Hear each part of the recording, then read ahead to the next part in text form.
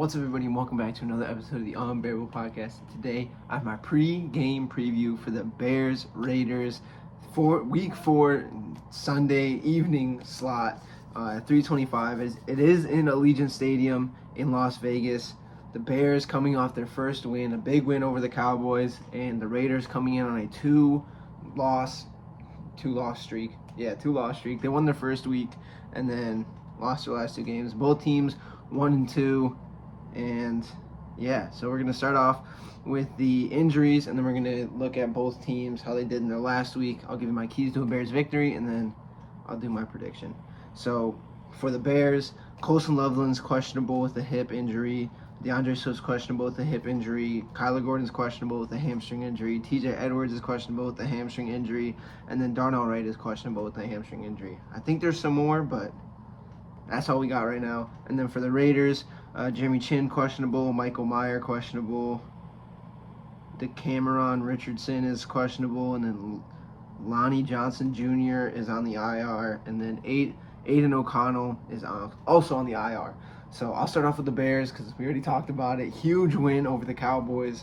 A great bounce-back game after the first 2 weeks did not go our way. Won 31-14. Caleb Williams, 298 passing yards. Running game couldn't get going, but defensively couldn't stop the run, but we got 4 turnovers, so we were able to balance it out, and our receiving game just absolutely popped off. 4 touchdowns for Caleb Williams, and it was just a very nice game to see, and hopefully we'll have another one going against the Raiders. Raiders coming off a big loss to the Commanders, 24-41.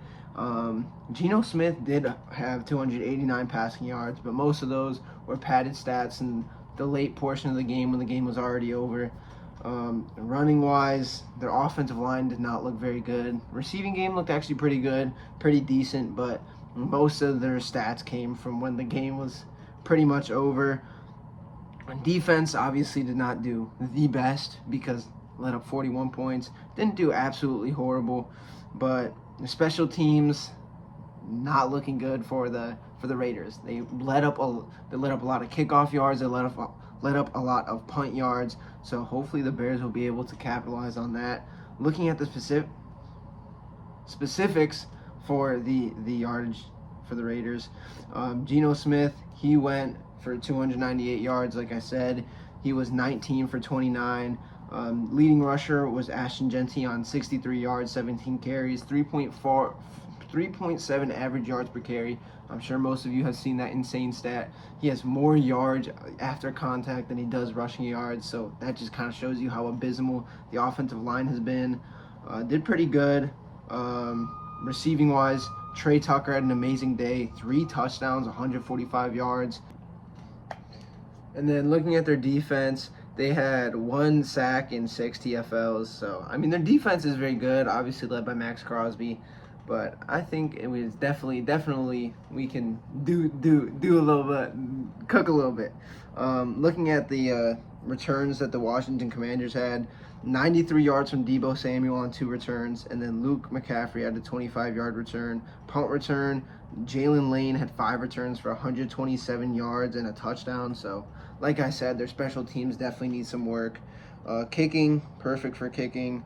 And then, nothing too crazy from their return game. So now, my keys to a Bears victory. Number one, we need to be able to stop the run. We are facing a very bad offensive line in the Raiders. So we need to be able to stop the run. This is an offensive line that their starting running back has more yards after contact than he does rushing yards.